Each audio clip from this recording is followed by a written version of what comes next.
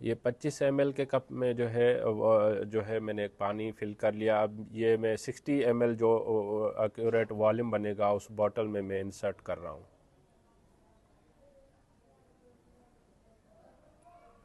अब इसको जो है अच्छे तरीके से, जैसे आपने नीम गर्म पानी डालना है, जैसे प्रॉपर नमूने से ये डिज़ाल्व हो जाए, उसके लिए अब ये पानी इंसर्ट करने के बाद जो सस्पेंशन फॉर्म है वो पानी अलग हो जाता है, पाउडर अलग हो जाता है। तो इसको अच्छे नमूने से शेक करना है।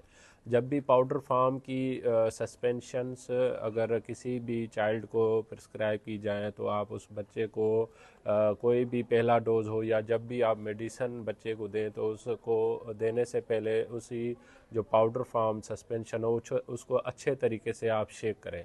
अगर आप इसको शेक नहीं करेंगे, जस्ट आपने एक दफ़ा पानी डाल के उस बच्चे को अगर रिपीटेडली वो डोज दे रहे हैं तो उसको डोज जो है वो एक्यूरेट नहीं मिलेगा।